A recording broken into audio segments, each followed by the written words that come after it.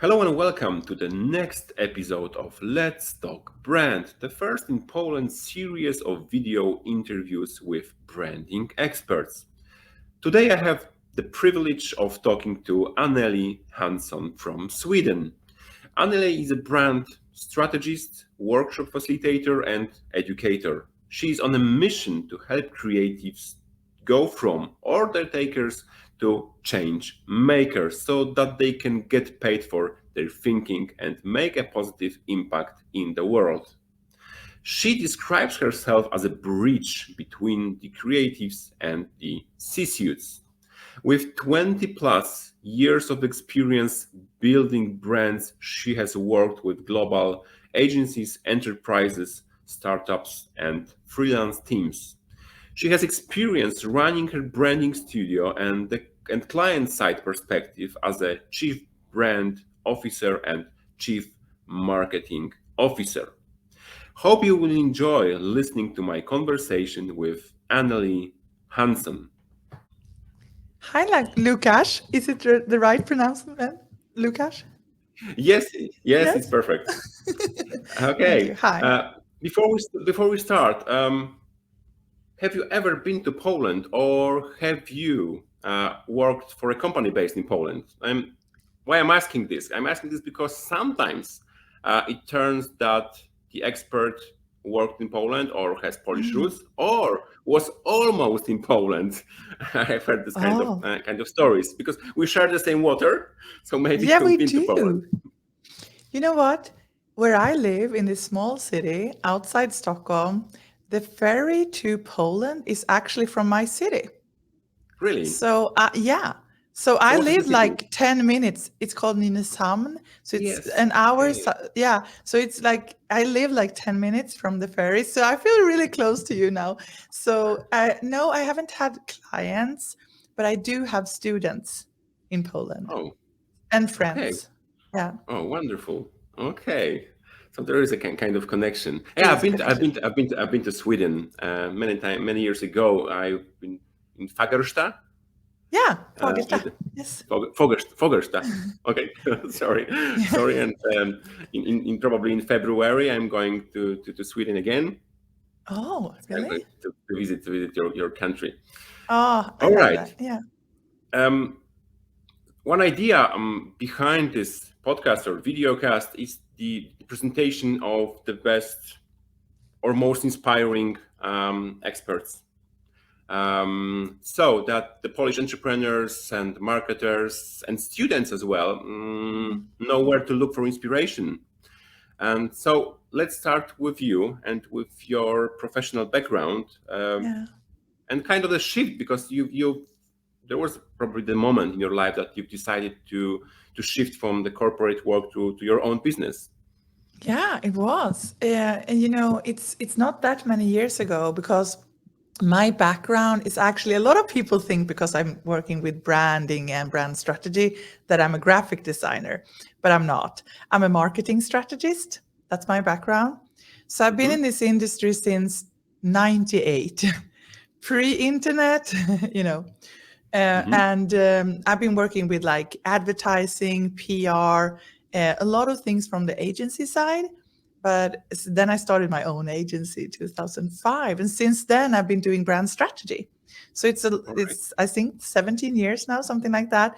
And then I went to the client side actually for 5 years because I wanted to know how it is to be the client. You know how it is to when you sell creative services, you have so many opinions about the clients.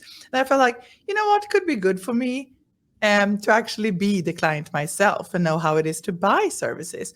So I did that for 5 years and then I went back. So it's actually for 3 years ago, I joined the Future Pro Group with Christo because I wanted to take my agency to the next level. I wanted to level up my agency, and also I wanted to practice my English because I didn't like speaking English in front of people.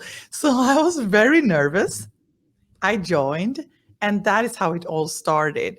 And then about a year later, I just discovered, and I was so surprised myself, that I think I really want to become a teacher and teach other how to do this because I have such a long journey myself.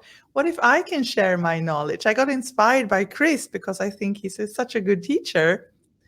So then it was kind of also with COVID, a lot of things happen. You have time to reflect. I gave myself that time to really figure out what do I want to do with the rest of my life. Then I was 46 years old. I'm still going to work, hopefully 20 more years. What do I want to do? So that's how it started. Then I realized like I want to transform into a teacher. I gave myself 6 months to tell my clients that this is what I'm going to do instead. And since then, since about 2 years, I don't do client work anymore. Okay, so you just want to share your knowledge and the way of thinking or your experience with others. And you are doing this global because you're doing this Yeah. in English, not only in Sweden. Because I was about to ask you about your the story of the relationship with Chris Doe. But you've already said that you joined the pro group, but somehow you got Chris' attention. And Yeah. how did you do that? I mean, it's not that difficult if you're in the Future Pro group. But Okay. basically, I think it was a lot about that. I think Chris and I share a lot of values. And I think we share maybe I love helping people. I love sharing my knowledge. I love giving value. I think I never, so that's how it started. I was like, maybe I can have a subgroup in the group talking about brand strategy because I can share a lot of knowledge to others in the group. So I just started like that, like wanting kind of generously to share my knowledge, I didn't think about teaching or getting paid or anything. I just wanted to be able to share, So that's how I think it started. And that became kind of, we got to know each other a little bit better. And then we started to do some content together, and I created my first workshop for them. And then when that sold out, that became more workshop, and that became a course. So that's how it started. There must be some kind of human connection between you, I guess. I mean, if you connect Resonates. with people, if you share, I guess, values. And I just think Chris is an amazing person, both his personality, and he's super generous.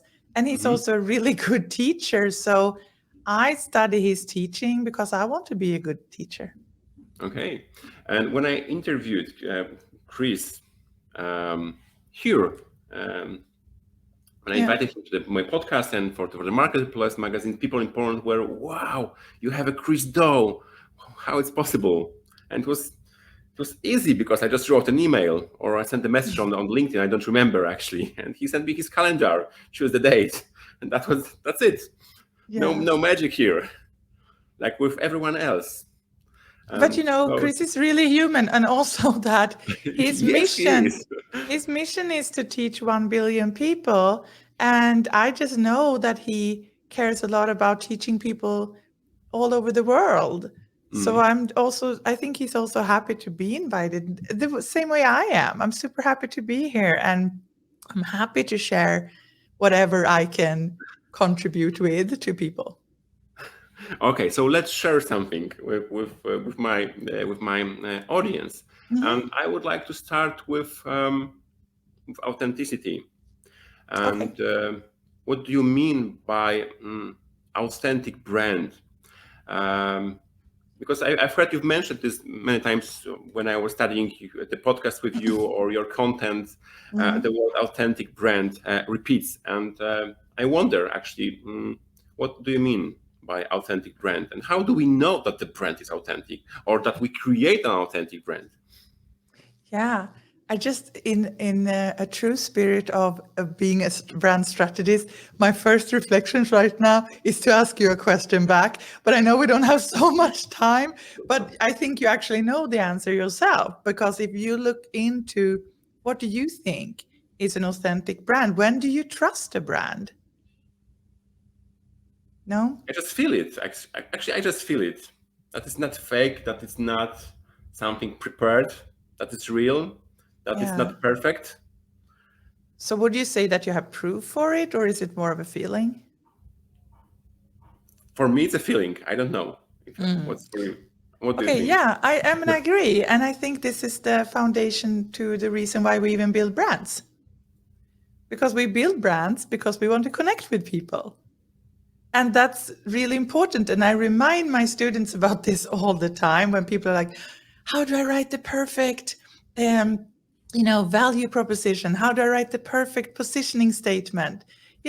This is just this is the foundation, this is words, but what matters is the extension of this, where you show up in every channel, in every touch point with your message, being your true self, being authentic, so you can feel that feeling, like you said. I just feel it. It's because someone have a strategy how they actually want to be perceived. And everything they do and show up is based on that strategy. So they know how they want you to perceive them. And sometimes they measure how we actually perceive the brand. And if it's not aligning with who they want to be, they did do some adjustments. So I think an authentic brand is a brand that are true to who they are.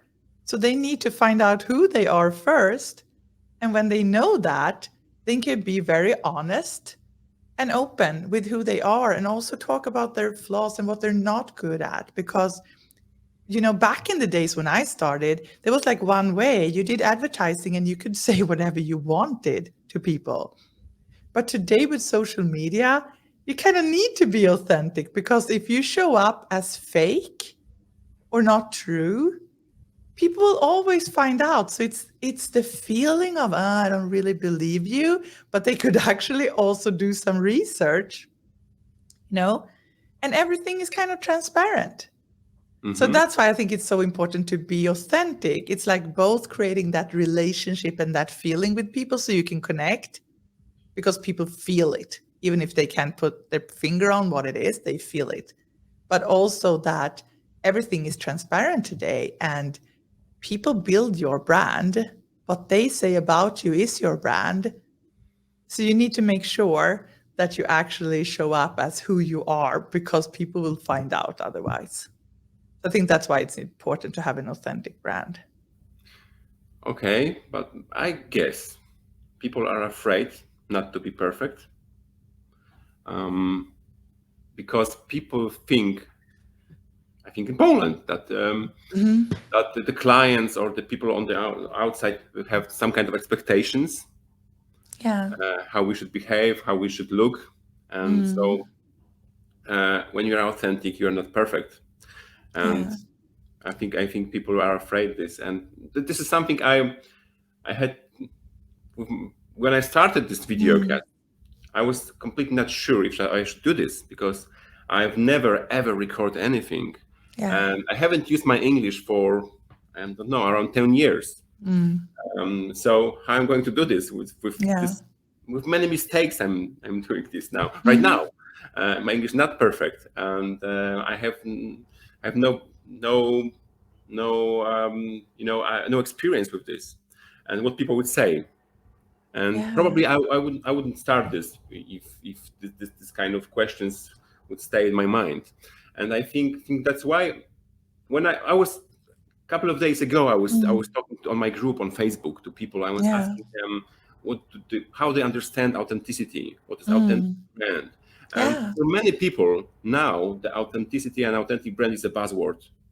People are talking around about authenticity, authentic brands, and actually no one understands how to do this, how to build this authentic brand. Oh, okay. From the client side, it's kind of a feeling that I feel, I see that this is perfect, that this is real, and it resonates with me. Yeah. But when I'm on the side, when I have to or should build a brand which is authentic, how I should do this? Okay, how to find the answer to the question you asked, who we are actually. Yeah, it goes back to who we are. And I think this is a good question, because it also shows the importance of building a brand. And shows the importance of branding, because marketing is one thing, that we know what kind of segment in the market we want to talk to. We know how to push out our products and create this brand awareness and maybe drive it to sales. But that's one thing. But then when people actually do buy something, they will start to have an experience about this company, about their customer service, about how we treat them, everything from the packaging, how it feels like when you use the product, how we talk to them, how we meet them, how we show up. All of that is branding. So branding is not just the logo and the visual identity. The branding is also customer service. Is every touch point you have when you build the relationship with the customer. So if you don't have a plan for that, then you just have to wing it and you have to make, and you probably won't have this, we want to shape this perception that people have of the brand. And that is branding. So you need to just have a plan for how to do that, how to create that relationship with people. So that's why it's so important. So Mm-hmm. if you go back to being authentic, if you don't know who you are, then it's difficult to be authentic. And this is something that we don't often talk about in marketing because we're so occupied in to just create this awareness, to just sell this product. But who are we? Like, who do we really are? Because we're like a human. The brand is like a human that connects with another human being. Mm-hmm. So we need to connect on an emotional level. And if we're not sure about why we exist, like the purpose, what we are going to change in the world, what impact we want to make, our values and our personality and how we stand out from others, in the sea of same, if we don't know that, then it's difficult to be authentic. Mm-hmm. Okay. I I try myself not to play perfect, not to be perfect because I'm Mhm. not. Yeah. And when I think of, I don't know, personal branding or small B2C company, Yeah. I can imagine building an authentic brand. But what about, I don't know, B2B companies? About the company that produces, I don't know, paper straws, Yeah. and how they should be authentic. How we can transfer this idea to B2B companies. You know what? Sometimes, because I've worked a lot with B2B and B2C, and sometimes I think we make it too of a big difference. It's like, because it's B2B, it should be boring communication, it should be corporate, but it's still people. You still sell to other people. So we can't forget about that. Someone is still going to be there, another human being that also makes emotional decisions. Because even if we don't think we do, we still have emotions in decisions. So unless it's just a robot and it's a real human being, emotions will always be connected. So that's why it's important. So when we talk about being authentic, then it could also be, for example, I worked a lot with sustainability. And if you want to claim something or you want to kind of um, you want people to perceive you as a brand that is really, that is sustainable in different ways, could be environmental or social, then you need to be very transparent too. And that's also being authentic, but because you can actually say, you know what, we produce these things. We do have a negative impact in the world because we do it. So the best thing would probably be that we don't do it at all, but now we need these things in the world. And we know that we have a responsibility for what we do. So this is how we're not perfect. We actually suck at a lot of things, but we do our best. And this is how we do it. Because if you have that approach, then people will understand and they will actually like you more when you're being authentic and honest.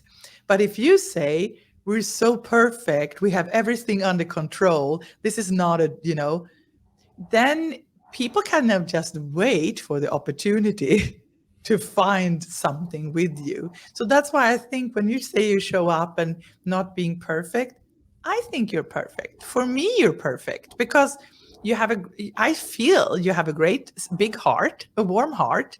You're generous. You're doing things to help other people and to share knowledge, and you have the best intentions. And that's way more important than having a perfect English.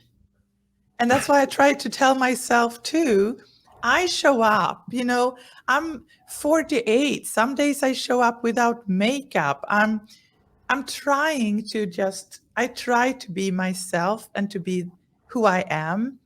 Even if I have a lot of imposter syndrome sometimes, I have anxiety, I have ADHD, I have a lot of things that is not perfect. But this is me. And I think just by telling people and being honest and even saying that I'm struggling, even if I have over 20 years experience, I think that's being authentic.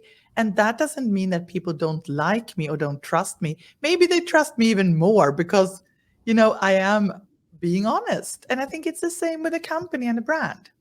Mm-hmm. And by being authentic, you also are, I don't know what you think about it, you also are different when we are talking about differentiation. So Yeah. there's only one Anneli Hansson and there is only one Łukasz Murawski. And it's the emotional one. Yeah. And by being authentic, you're also different. So when we are talking about differentiation, we can have this this point of differentiation by being authentic, I guess. I don't know what you think about it. Exactly, because a lot of people ask me about that, but I'm not the only one. It's difficult to be the only one in everything. Yeah, especially if you're a creative person or you sell services or consultant, it's difficult to be the only one, the only graphic designer, because then you have to find an industry that no one else and an offer that no one else has. But that doesn't mean that anyone want that. It could be like, you're looking for something that no one else even want. But I think just being you is also being different. There's a lot of brand strategists out there, but there's no one with my background and the combination of skills I have and my approach to it and my personality. So it's not that I have the right answers, I just have my answers. And your perspective. Yeah, it's my perspective. Yeah. You're from the small island in Sweden. And I am. And it is a different perspective. I'm from Poland, and it's completely different perspective than from the expert from the United States, Yeah. from the huge market. Yeah, it is. And of course, it's perspectives, and I love perspectives. And one of the most important thing for me is this is one of the things that this is my perspective of brand strategy and branding, is that I champion the customer always, because I believe that we build our brands together with the customer. Some people say that the company control the brand.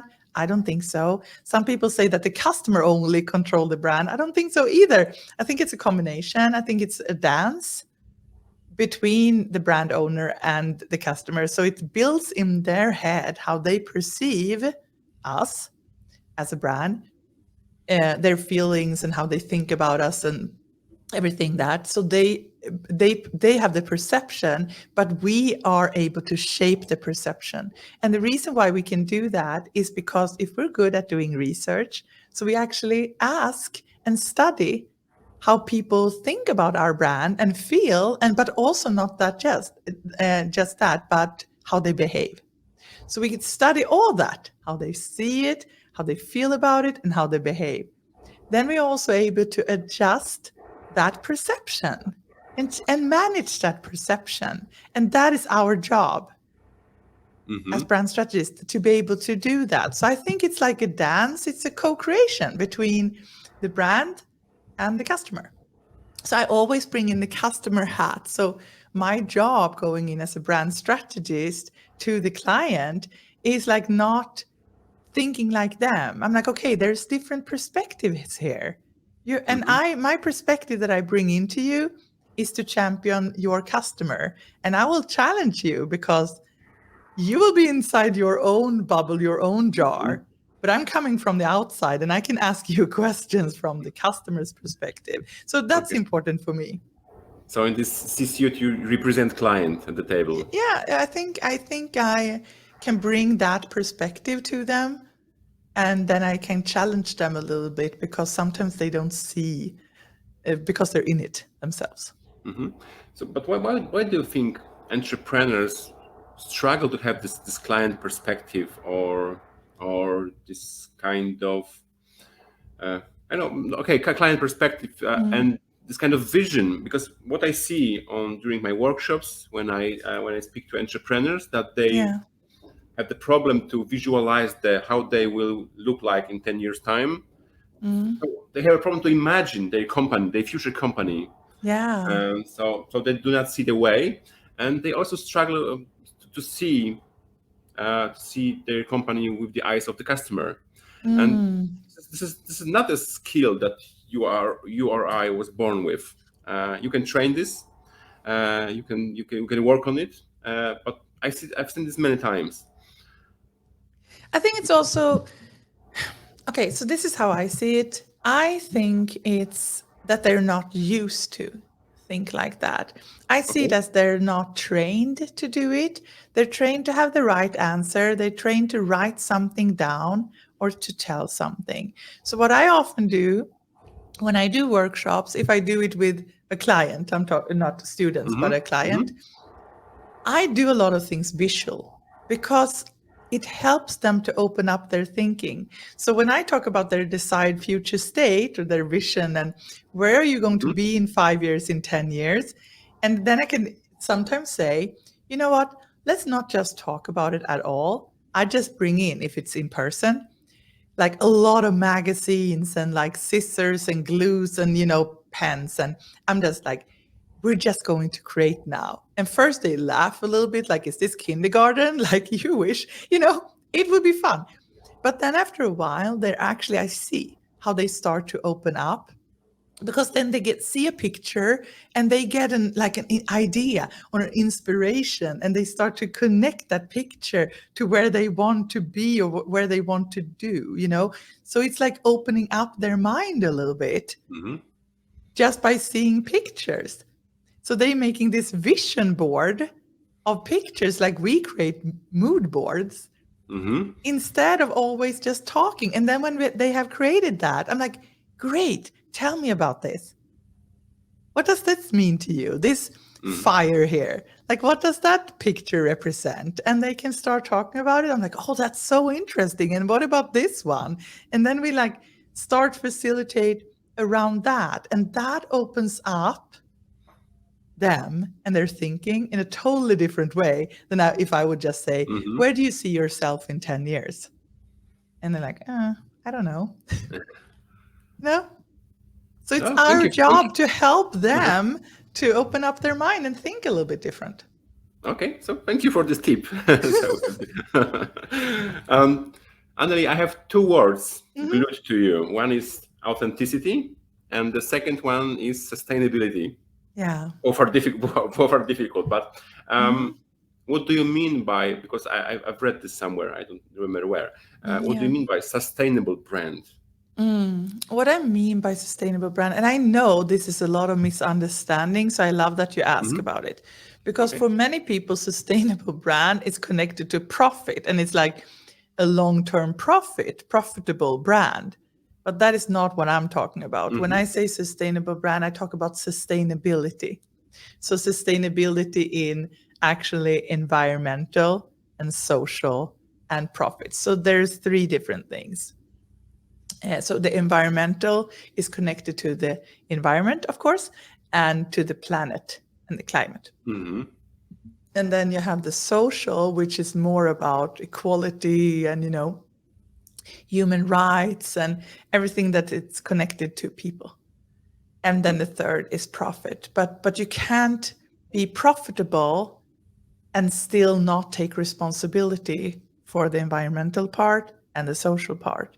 So those three parts are connected, but we're not also talking about building a brand that is not making profit, unless you have that as a business model. But otherwise, it's actually like you should be able to combine all those three, but you Hmm. still keep within kind of the planetary boundaries, and you still take responsibility for what you do as a business.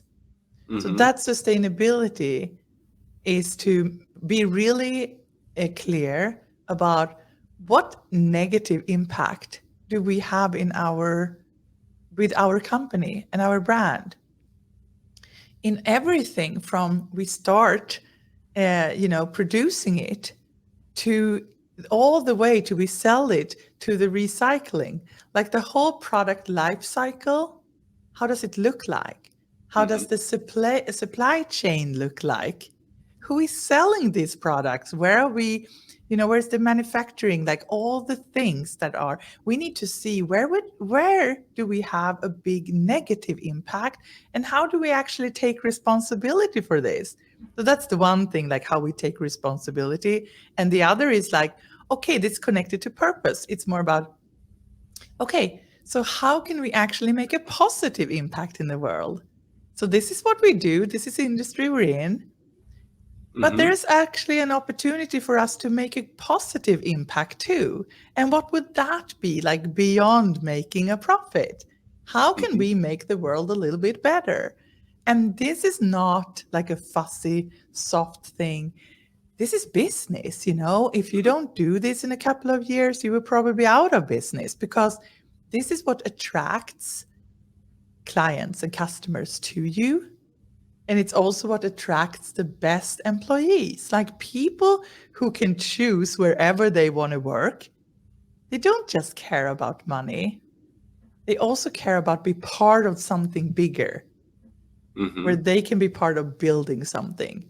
So sustainability today is taking responsibility for what you actually impact in the world, but also taking the opportunity to be a game changer and actually make a positive impact, and to help inspire other people to follow and do the same. Like we can't just wait for government doing things, or, that all consumers would change their behavior. As companies, as brands, we have a big responsibility to actually be change makers and to lead the way, to guide people. So that's what I mean with sustainability. Like it's not a nice to have anymore. It's like a need to have, because what's happening, what we're doing with the planet is one thing, of course, but also because the world needs much more compassion and empathy and kindness. Like you just see how we treat each other, in the world. And brands can actually be that guide that help inspire people, so people follow. So that's sustainability for me. Okay, so I think this is kind of the new mindset, or mindset of the future, if we're talking about sustainable brands.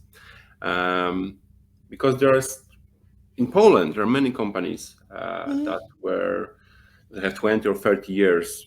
And because of our history, they do not know how to build brands, because they were only just reselling or distributing some products they bought from other countries. And of course, they get used to, or they have this kind of thinking that we always done this way, or we used to do this way, or so. But I think this is the future for the new companies, and I think I try to imagine this future.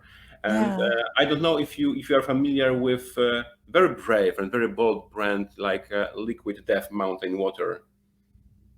No, I don't know that brand. No, I haven't. Have you heard about Liquid Death Mountain Water? No, I haven't. When you think about this product from the brand perspective, it's completely different than any other water company. Okay. But they also talk about environment. Yeah. And people say that if you care about environment, you should stop producing water in cans. Yeah. Yeah. So I try to imagine the way people are going to make decisions in the future.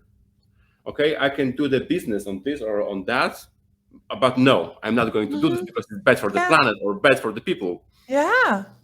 Do you think this is the future? Yes, that is the future. And I also think that we need to change business models, because we're very rigid in how we think, like fashion, for example, or outdoor clothing, or whatever it is. we can say that you're a sustainable brand, or I'm very conscious about environmental sustainability, Mm-hmm. say Patagonia, for example. Mm-hmm. But then you need to think about like, okay, so how much clothes do I really need? Do I need to even buy it? Or maybe, like, if I go skiing, I don't have my own skis anymore. I always rent. What Mm-hmm. about maybe I'm just need, this kind of clothing like 6 times a year if I go hiking, whatever it is. Maybe I should rent that instead. Maybe I should have a subscription where I can decide about 10 clothes a year when I go out hiking or I do things. Like, there's so many different opportunities how we can think, you know, about new business models. Mm-hmm. Like, we have, there's so many things that change within that too. Look at Uber, uh, B&B, that there's so many things that people do different today that just changed a couple of years ago back. So I'm thinking, like, how many things do we really need to own in the future? Maybe it's become more like not like trendy, but maybe you have more prestige if you don't own things, for example. Mm-hmm. Do you really need to own a car? Like, I have an electric car and I'm proud of that. But then the next step would be like, do I really need a car? Or do we need one car for 10 neighbors here? And we just have a schedule. Mm-hmm. So I think there's different levels here, but just being conscious and start thinking about it as a business, but also looking back, like I see it a little bit like a football team. Mm-hmm. So you have kind of the defense line and the goalkeeper, and then you have the people who's in the front line, and that's a little bit like the defense line and the goalkeeper. It's like your sustainability report. You often have a bigger company have a sustainability department, and you need to make sure that you take responsibility for what you do in all parts of the supply chain. But then you have the people in the front, like the Messi and the Zlatans, and they are the ones who's going to change the Mm-hmm. future. They're the ones who are actually going to be the change makers and inspire people and develop new things. And brands can do that too. We can be the one, if we have a tribe that follows us, if we build that relationship around communities and a tribe, Mm-hmm. then we will be have an opportunity to actually change people's behavior and inspire Mm-hmm. people. And I think that's the most interesting part with building a Mm-hmm. brand, that I can help a company make a positive impact in the world.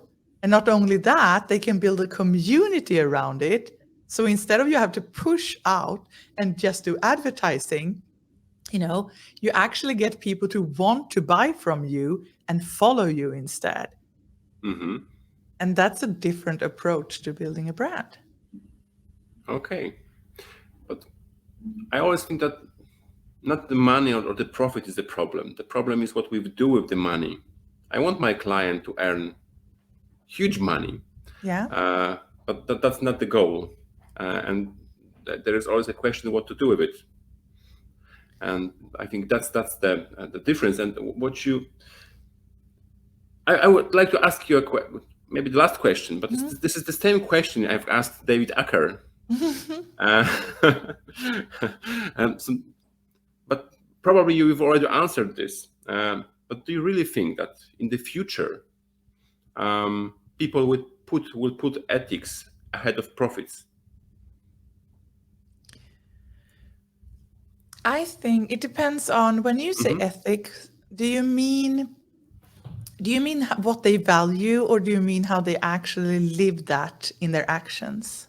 What kind of impact their business is going to have on the people, on the Mm. environment, etc. And it will stop people really, if they really believe that it will stop people from making business, or because Okay. what I Yeah. think is that sometimes by accident, okay, you've mentioned Airbnb and Uber, Mm. and sometimes changing something, being some kind of game changer, you create some new social problems. Okay. It happens in many times, but having money or having a huge business, you can solve different problems. So that's why The I thing, said that. yeah, the thing is that we have one of the world's best climate researchers in Sweden, Mm-hmm. and Johan Rockström, and he says we have about 7 years to do something radical Really? about the planet. Wow. There's so we it's so urgent that we really, really need to do something. So for me, it's not a matter of if it's a good thing to, like, if we want to do it or not. It's like Mm-hmm. all of us need to take some responsibility. So I think that needs to go first, because if we have, big catastrophes with nature catastrophes, or people are starving, we have more wars, things are happening, we already have so many problems that you could see what's happening with the planet. So I think there's not a choice. We kind of have to do it. But with that said, I still believe Mm-hmm. that there's nothing wrong with money. We have Mm-hmm. we have a big stage in Stockholm for social entrepreneurs, which means like they still make money and they want to make profit.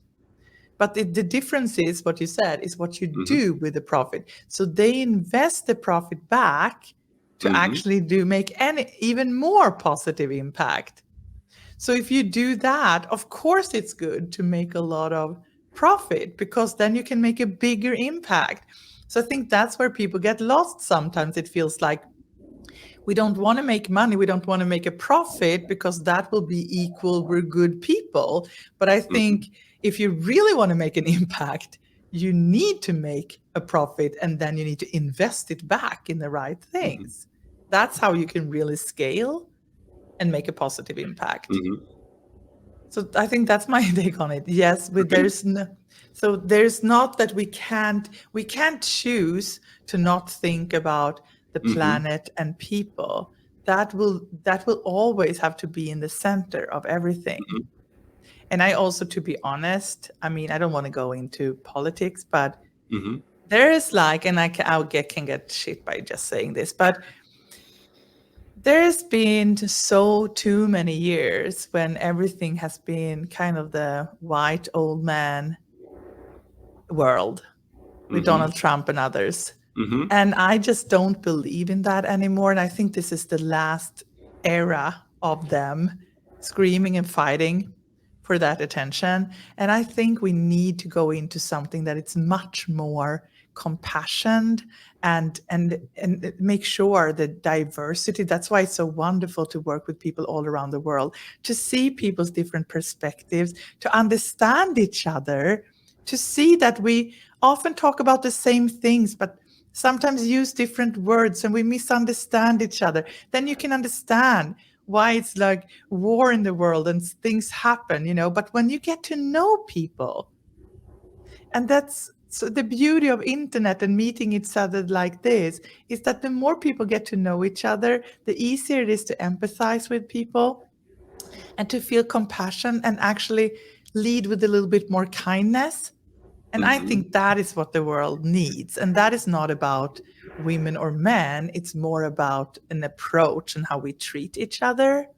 So that's what I think the brands needs to lead me with more, like more empathy, to really understand that people are not one and the same. We're different.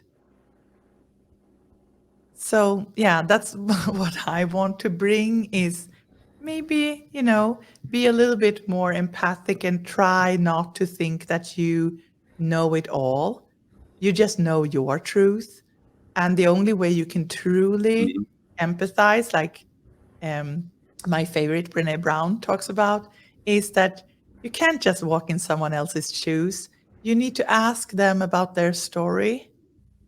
And then Mm-hmm. you need to be able to listen to that and to believe them. And that's how we empathize. So that's, I said it's the future of branding or brand building, but it's a very close future because we have to hurry up and we have to change this Yeah. narrow thinking that I'm Yeah. an entrepreneur, I earn money, I hire employees so they can feed their families. It's not enough. So we should think not only about our business, And also when the thing is that if you really want to hire people, and you can just look at the younger generation growing up now, Hmm. people want to work with a company that have a bigger purpose. So that's the whole Simon Sinek Start With Why, Hmm. that people don't buy what you do, they buy why you do it. And there's something in there because, back in the days, we went to the factories and we just, we did our 8 hours and we went home, and then we wanted to have a great, fun life after that.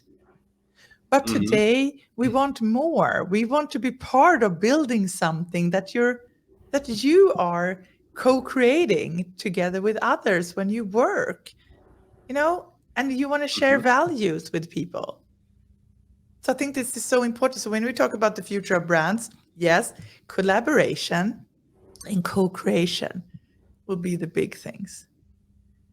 So co-create with your employees and your customers.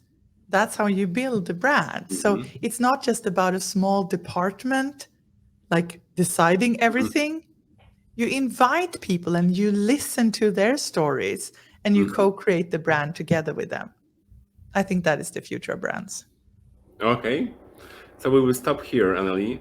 Thank you so much for sharing your knowledge and perspective, or wisdom, I should say, with me and also with entrepreneurs, marketers, and students. Thank you so much. Thank you for having me here. It's an honor.